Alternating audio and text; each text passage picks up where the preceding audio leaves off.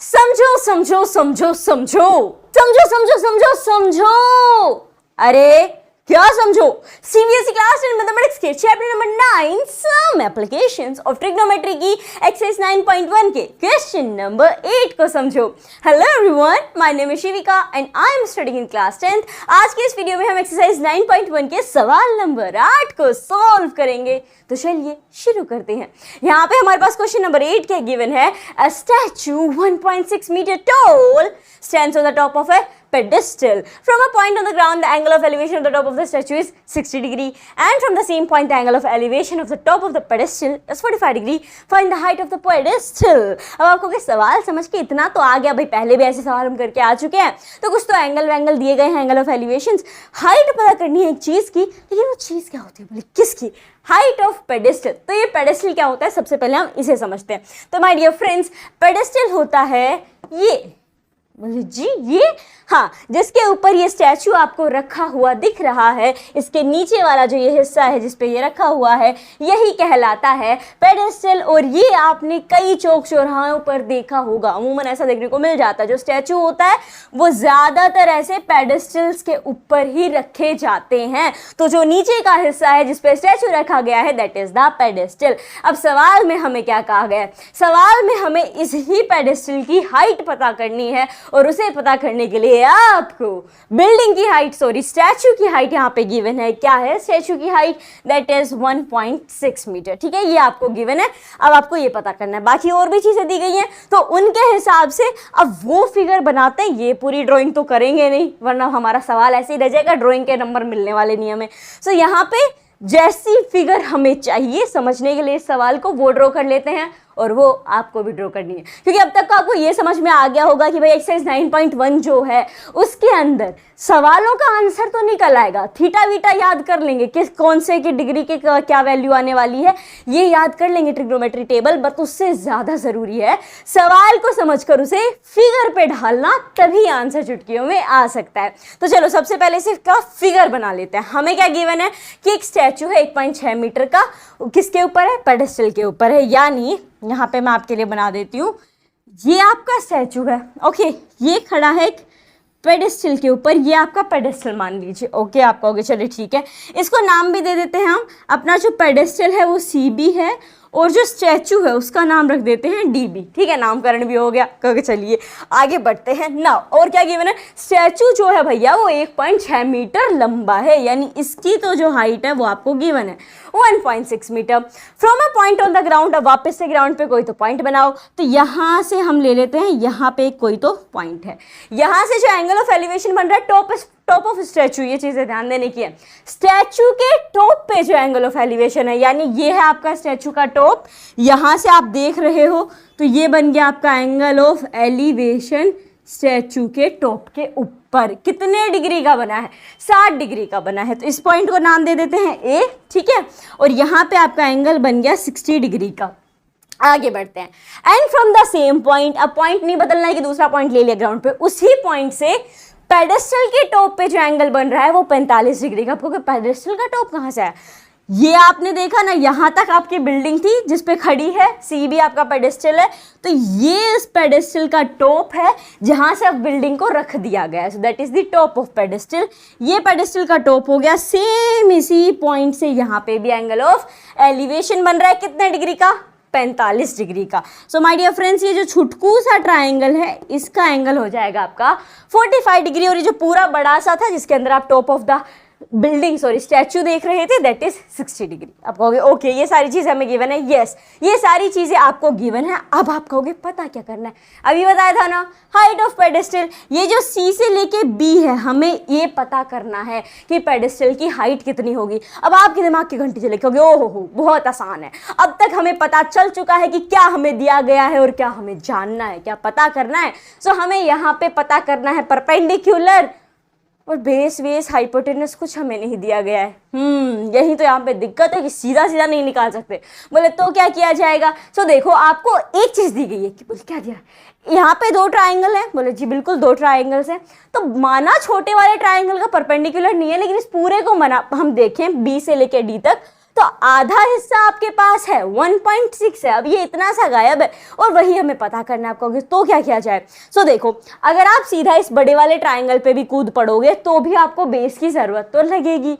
कहोगे हाँ because hypotenuse तो गिवन है नहीं और यही है तो हमें बेस से ही काम चलाना पड़ेगा। एग्जैक्टली और अब आपके पास बेस भी नहीं है। कहोगे हाँ तो क्या किया जाए? तो मेरे प्यारे प्यारे दोस्तों, पहले हम ए बी की वैल्यू पता करेंगे कि ए बी क्या निकल के आता है। तो पता कैसे करेंगे? परपेंडिकुलर तो हमारे पास है ही नहीं, जैसा भी परपेंडिकुलर आपके पास है वो ले लेना। आप कहोगे क्या पूरा बी से लेके डी? ना ना ना ना, छुटकू वाला ट्राइंगल उठाएंगे 45 डिग्री वाला, उसमें से परपेंडिकुलर और बेस की माना कैसी वैल्यू आएगी, क्योंकि एग्जैक्ट तो आएगी नहीं, क्योंकि हाँ एग्जैक्ट तो आने वाली नहीं है। तो जैसी भी आएगी पहले वो निकालते हैं, बेस तो कम से कम पता चल ही जाएगा, या सी बी कुछ तो हमें पता लगेगा ही। तो पहले इस छोटे वाले ट्राइंगल को लेके परपेंडिकुलर और बेस यहाँ पे निकालेंगे, उसके बाद इस बड़े वाले पे आके इसको हम बहुत इजीली निकाल लेंगे। अब आप कहोगे ये तो बहुत आसान है, बी से लेके डी तक की वैल्यू पता कर लेंगे, उसमें से फिर 1.6 को माइनस कर देंगे।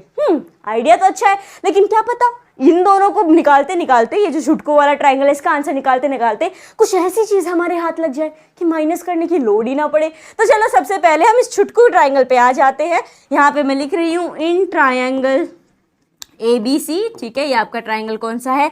ए बी सी। अब मैंने कहा कि हम तो परपेंडिकुलर और बेस पे चल रहे हैं, मतलब हमें ऐसा ट्रिग्नोमेट्रिक रेशियो चाहिए जिसपे पी आई और बी आई हो गया। ऐसा कौन सा है?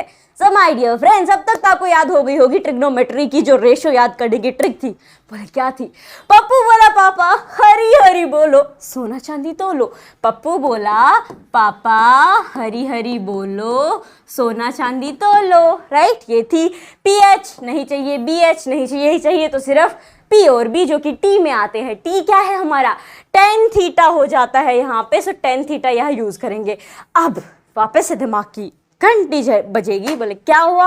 ये हुआ कि एक और ट्रिग्नोमेट्री का रेशियो है जिसमें बी भी आता है और पी भी आता है। बिल्कुल सही जा रहे हो। टेन थीटा का उल्टा अपना कोट थीटा, उसमें बी भी आता है पी भी आता है, तो अगर आप चाहो तो वो वाला ट्रिग्नोमेट्रिक रेशियो भी यूज कर सकते हो, नो इश्यूज। आगे बढ़े। सो यहाँ पे हम ले रहे हैं अपना 10, तो ये हो जाएगा tan theta equals to P upon B. Right, theta आपका कितना गिवन है? बोला 60 डिग्री। ना ना ना, छोटे ट्राइंगल पे खेल रहे हैं हम, तो बेस निकालने पे लगे हुए हैं। सो यहाँ पे आपका थीटा है 45 डिग्री, तो ये हो जाएगा आपका 1045 डिग्री इक्वल्स टू पी क्या है? परपेंडिकुलर का है बी डी। ना ना ना, बी सी आपका परपेंडिकुलर छोटा ट्राइंगल, सो यहाँ पे आ जाएगा आपका बी सी। अब बेस क्या है? ए बी आपका बेस है, तो ये हो गया आपका ए बी। अब माय डियर फ्रेंड्स 45 डिग्री के फटाफट से 1045 डिग्री जो है इसकी वैल्यू बताइए। कहोगे क्या है 1045 डिग्री की वैल्यू? बहुत आसान है, जो आपकी ट्रिग्नोमेट्री टेबल है बहुत आसान है। चलो एक हिंट दिया जाता है, पहला नेचुरल नंबर कौन सा होता है? तो पहला नेचुरल नंबर वो तो हम चुन्नू मुन्नू से थे ना, तब से याद हो गया। बोले क्या होता है? 1। एग्जैक्टली 1045 डिग्री की वैल्यू भी आपकी 1 ही होती है, तो ये आ जाएगा आपके पास 1 equals to B C upon में ए बी का हो गया इनकी वैल्यू। हमारा दी कहाँ गई है जो हम पुट करेंगे? सो अब क्या करना है? सीधी सी बात है, क्रॉस मल्टीप्लाई। ए बी इधर आ जाएगा, 1 के साथ मल्टीप्लाई होगा तो सेम ए बी ही रहेगा। और ये देखो आपके पास एक इक्वेशन बन गई है that A B is equal to, A B किसके इक्वल है? सो माय डियर फ्रेंड्स, खूब लड़ी मर्दानी वो थी रानी ऑफ झांसी। खूब लड़ी मर्दानी वो थी Rani of Jhansi. A B is equal to B C. जी हाँ, यहाँ पे आपको ये पता चला है कि ये वाली जो लाइन है ना बबुआ, जो बेस है और ये जो परपेंडिकुलर है, ये तो आपस में इक्वल है। तो इससे हम क्या कर लेंगे? अब आएगा असली मजा। बोले क्या? आपको बेस पता चल चुका है? कहोगे है बेस पता चल चुका है, वो तो बी सी आया है। हाँ यही, ये बी सी ही आया है, यही आपको काम में देगा। और अब आपको ना वो सब्ट्रैक्ट वब्ट्रैक्ट करने की भी लोड नहीं पड़ेगी। बोले वो कैसे? तो उसके लिए आप पहले इस बड़े वाले ट्राइंगल पे आ जाइए। बोले आ गए जी, बिल्कुल आ गए। ए डी बी हमारा ट्राइंगल, तो लिख भी लो आ गए तो यहाँ हम लिख देंगे इन ट्राइंगल। क्या मस्त ट्राइंगल बना, इसको वापस से बनाते हैं। In triangle A D B. वापस से अब देखो, परपेंडिकुलर और बेस आपने निकाला है, परपेंडिकुलर का काम यहाँ पे चल ही रहा है, तो वही पी भी लगेगा। आप फिर कहोगे कोट थीटा, लगा सकते हो, नो इश्यूज। सो वापस यहाँ पे अब आपको फॉर्मूला तो पता चल ही चुका है, tan theta is equal to P upon B. तो यहाँ थीटा की जगह आपका ऑलरेडी आ जाएगा 60 डिग्री। बोले अब का है 60 लिया? अब ट्राइंगल भी तो ए डी बी लिया ना बड़ा वाला, तो इसीलिए अब 60 लिया। तो ये हो जाएगा 1060 डिग्री इक्वल्स टू, अब आप पूरा बी डी ले लो। अब कहोगे ये यहाँ से लेके, हाँ कहोगे अब आप लिखोगे फटाफट से बी डी। तो नहीं ठहर जाइए। बोले क्या? यही तो थोड़ा दिमाग एक्स्ट्रा दौड़ाना है। बोले क्या? ये जो आपका BD है वहाँ पूरे से आपको कुछ मतलब नहीं है, कभी हाँ हमें क्या मतलब, हम तो बस BC चाहिए। तो इस पूरे को आप इस हिसाब से भी तो लिख सकते हो, बोले पूरे को किस हिसाब से लिख सकते हैं? तो माय डियर फ्रेंड्स, इसे आप ऐसे भी लिख सकते हो BC प्लस में CD। आप कहोगे हाँ लिखा तो जा सकता है BC प्लस में CD, बात तो वही रहेगी। तो जब बात वही है तो लिख दो ना। तो यहाँ हम लिखेंगे कि भैया हमारा जो परपेंडिकुलर है वो है BC प्लस में CD, अपॉन में बोले बेस को तो कहाँ ही बदलेंगे, हाँ सही है बेस को तो कहाँ ही बदलेंगे, तो बेस आपका AB आ जाएगा। तो ये आ गया आपका AB। अब वैल्यूज डालने पे आ जाते हैं। tan 60 डिग्री कितना होगा? दिमाग के घोड़े दौड़ाए जाएं, ट्रिग्नोमेट्री टेबल को याद करें। आया याद? हाँ, अगर आ गया है तो अभी लिख लेना, नहीं आया तो मैं लिख दे रही हूँ बट टेबल याद कर लीजिएगा। सो tan 60 डिग्री आपका √3 हो जाएगा। BC कितना है क्या आपको पता है? क्योंकि यही तो निकाल रहे हैं हम। ओके, सो BC आपका एज इट इज आ जाएगा। CD आपको पता है? क्योंकि हाँ वो तो हमको पता है 1.6। ओके, सो मेंशन कर दीजिए 1.6। अब कहोगे अब लिख दो AB, क्यों वहाँ पे ऐसे ही डंडा निकाल के आ गए? तो नहीं, ठहरिए, अब AB की जगह आपको AB नहीं लिखना है, वरना हम कहाँ ही घूमते कहाँ पे पहुँचेंगे। बोले तो क्या करना है? माय डियर फ्रेंड्स, AB की वैल्यू आपने निकाली है, जैसा कि आज तक हर सवाल में पीछे से करते आए हो। जब भी बेस निकालते हो बेस को यहाँ पे लगा देते हो जहाँ पे भी जरूरत होती है। बोले हाँ, तो फिर अब क्यों बेस को बैठा के रखना? अब भी जो आपने बेस की वैल्यू निकाली है वही पुट करो। वैल्यू कहाँ, ये BC आया है, हाँ तो जो BC आया है ना उसी को पुट करो। क्योंकि ठीक है कर देंगे BC पुट, क्योंकि इससे कोई दिक्कत तो नहीं है। दिक्कत कैसी? अभी तो पहले आपने पहली इक्वेशन में ये प्रूव किया है कि AB और BC आपस में बराबर हैं यहाँ पे, तो वही आपने लिख दिया है। अब क्या किया जाए? अब ये मल्टीप्लिकेशन यहाँ पे डिवीजन में है, बोले हाँ इसको इधर भेज दो, तो इधर भेज ले, हाँ तो इधर आएगा तो मल्टीप्लाई हो जाएगा। तो ये हो जाएगा आपका BC √3 which is equals to BC plus में 1.6। ठीक है, बोले ठीक है क्या दिक्कत हो रही है? अब यहाँ पे देखिए आपके पास यहाँ पे ये जो BC है, बोले हाँ आपको सिर्फ BC चाहिए। क्योंकि अरे हाँ इस चीज़ पे तो हमने ध्यान ही नहीं दिया, हमें जो चाहिए वही सारा यहाँ पे हो गया है एग्जैक्टली। अब ना ये जो BC इधर 1.6 के साथ है इसको भी इधर ही बुला लो, क्योंकि चलो कोई दिक्कत नहीं हम तो बुला लेंगे जी, क्या जा रहा है। तो ये आ जाएगा आपका BC √3। अब इधर चूंकि अच्छा ब्रैकेट नहीं है ये C है, अब चूंकि प्लस का BC था तो इधर आके माइनस का हो जाएगा। तो ये हो गया आपका माइनस BC इक्वल्स टू 1.6। अब क्या किया जाए? तो मेरे प्यारे प्यारे दोस्तों अब आप करोगे माइनस? बोले हाँ बिल्कुल करेंगे हम तो माइनस, बहुत अच्छी बात है, माइनस आपको यहाँ पे करना भी चाहिए। तो ये हो जाएगा आपका BC में से BC माइनस 0 बच गया, तो √3 आंसर। तो हाँ जी यही हो गया, गलत हो गया। ऐसे सब्ट्रैक्ट हम नहीं करेंगे, ये मैंने आपको पहले भी बताया। क्यों नहीं करेंगे? क्योंकि रूट है, एक बंदे के पास तो रूट है, दूसरे वाले के पास रूट नहीं है, तो इसीलिए हम इनको ऐसे जैसे भी करके दिखाया था वो सब्ट्रैक्शन नहीं कर सकते। बोले तो फिर कैसे करेंगे? यहाँ पे तो पूरा सॉल्यूशन रुक जाएगा। हाँ तो उसके लिए आपका आगे का स्टेप आता है कि आप इन दोनों में कॉमन ले लो। बोले कॉमन का है? अरे जनाब BC कॉमन है, तो आप यहाँ पे BC कॉमन ले लो। तो यहाँ पे आ गया आपका BC कॉमन। अब ब्रैकेट में क्या बच गया?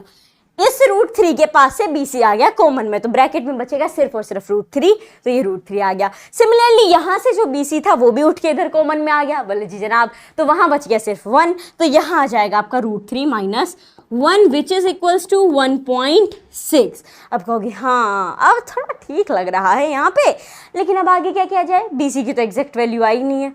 सही है, BC की तो आपकी एग्जैक्ट वैल्यू आई ही नहीं है। क्यों नहीं आई है? क्योंकि BC के साथ √3 माइनस 1 भी आप चलाए जा रहे हो, तो इनको अब उधर भेजेंगे। चूंकि ये √3 माइनस 1 मल्टीप्लीकेशन में है BC के साथ, तो इनको कल्टी बनवा देंगे, बॉर्डर पार करा देंगे, तो ये डिवीजन में हो जाएंगे।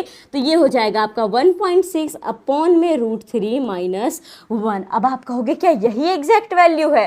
अगर आपने यही एग्जैक्ट वैल्यू लिख दी है फाइनल आंसर के तौर पे तो मुन्ना गलत हो जाएगी। है गलत हो जाएगी? कैसे गलत हो जाएगी? आ तो गई वैल्यू। मैंने आपको पहले भी बताया था, इंट्रोडक्शन वीडियो जो था चैप्टर नंबर 9 का, उसमें भी बताया था। पहले जो कुछ सवाल आ चुके हैं उनमें भी बता चुकी हूँ कि कभी भी फाइनल आंसर जो है उसका डिनोमिनेटर जो है वो रूट में नहीं होगा। जी हाँ, डिनोमिनेटर को रूट बर्दाश्त होता ही नहीं है फाइनल आंसर के अंदर। तो यहाँ तो रूट है। बोले ओहो यहाँ तो रूट है, बात तो सही है, तो क्या किया जाए? तो मेरे प्यारे प्यारे दोस्तों आपको करना है साधारण सा काम, बहुत easy, very simple, very sweet. बोले क्या है? रैशनलाइज करना। ओह ओके, रैशनलाइज किया जाए। कैसे करते हैं रैशनलाइज? जो भी आपका डिनोमिनेटर है सॉरी, जो भी आपका डिनोमिनेटर है उसको मल्टीप्लाई कर दो ऊपर नीचे दोनों के साथ। कहोगे चलो कर देते हैं, इंटू रूट 3 माइनस 1। ना साइन भी बदलना है, ठीक है। अगर यहाँ नीचे माइनस का है तो फिर आपको प्लस का कर देना है। तो ये हो जाएगा इंटू, अरे बेचारा रैशनलाइज नहीं होना चाह रहा, वापस से करके देखते हैं, अब हो जाएगा शायद, हाँ, इंटू रूट 3 प्लस का 1 अपॉन में रूट 3 प्लस का 1। अब कहोगे चलिए हम इसे रैशनलाइज कर रहे हैं, ये आ जाएगा 1.6 ब्रैकेट में रूट 3 माइनस का 1 अपॉन में आ जाएगा रूट 3 माइनस 1 रूट 3 प्लस 1। इसको गुना करने में तो बहुत ज़्यादा दिमाग लगेगा, बहुत आसान सा है ये। बोले वो कैसे? माय डियर फ्रेंड्स, इसको देख के आपको एक आइडेंटिटी याद आनी चाहिए। बोले कौन सी आइडेंटिटी है ऐसी जो हमें याद आनी चाहिए? सो वो आइडेंटिटी है a minus B and a plus B equals to a square minus b square. कोई हाँ है तो पढ़ी भी है और कई सवालों में लगाई भी है, तो यहाँ पे भी तो वो लग जाएगी सीधे से। a minus B A plus B की फॉर्म में यहाँ पे ये नीचे है, हाँ, तो इनका आंसर आप a square minus B square की फॉर्म में लिख दो, बात तो सही रहेगी। सो अब हम यही करेंगे, ये आइडेंटिटी मैं यहाँ से हटा रही हूँ, आप चाहो तो मेंशन कर सकते हो। तो ये हो जाएगा रूट 3 आपका a हो गया, 1 आपका b हो गया। रूट 3 का स्क्वायर कितना होगा? रूट 3 का स्क्वायर रूट 3 इंटू रूट 3, 3 कितने हो गए? रूट के अंदर 2 3 बन गए, 2 3 बन गए, 2 3 से मतलब है कि पेयर बन गया, पेयर बन गया तो 3 आ जाएगा बाहर, तो रूट 3 का स्क्वायर हो जाएगा 3। सिमिलरली 1 का स्क्वायर कितना होता है? कहोगे 1 का स्क्वायर तो जनाब 3 माइनस 1 1 ही रहेगा। ओके, अब क्या किया जाए? तो काट दें, यहाँ पे हम 3 माइनस 1 है तो इसका 2 कर दे, हाँ तो कर दीजिए ना। तो इसको वापस से थोड़ा छोटा कर लेंगे, मेरे साथ साथ लिखते चलिएगा ताकि समझता अच्छे से जाए।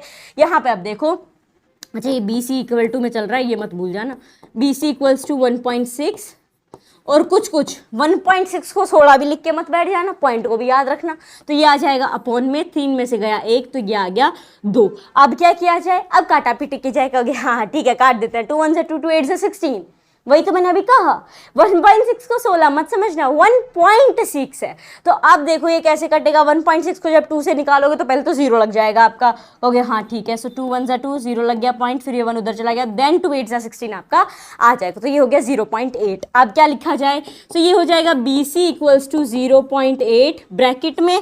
सो पहले मैं यहाँ से इसको हटा दूँ, हाँ, ब्रैकेट के अंदर आ जाएगा आपका जो ऊपर है root 3 minus 1 metre, and this is your final answer. BC का अब फाइनल आंसर आ चुका है। फ्रैक्शन तो है नहीं, तो डिनोमिनेटर में रूट है नहीं, साथ में है 0.8 के मल्टीप्लिकेशन में, तो ऐसे में वो रह सकता है। तो पेडेस्टल की हाइट आपने पता कर ली है, क्या होगी यहाँ पे हाइट ऑफ पेडेस्टल? तो मेरे प्यारे प्यारे दोस्तों, पानी में रहता है turtle, 0.8 root 3 minus 1 metre is the height of pedestal. इसी को यहाँ पे मेंशन कर देंगे, thus the height of pedestal is equals to, मैं नीचे की साइड लिख रही हूँ, दैट 0.8 रूट 3 माइनस 1 मीटर। और इसी के साथ अपनी एक्सरसाइज 9.1 का सवाल नंबर 8 हो गया है समाप्त। मुझे उम्मीद है कि आपको ये सॉल्यूशन अच्छे से समझ में आ गया होगा। समझ में आ गया ना? अगर समझ में आ गया हो तो इस वीडियो को लाइक कर दीजिए, और अगर नहीं आया हो तो ऐसी कौन सी चीज़ है इस सवाल के अंदर और इसके जवाब के अंदर जो आपको समझ नहीं आई है, वो आप कमेंट बॉक्स में कमेंट करके मुझसे पूछ सकते हो। और हाँ, चैनल को सब्सक्राइब करना ना भूलें। मिलते हैं एक नए वीडियो के साथ, धन्यवाद।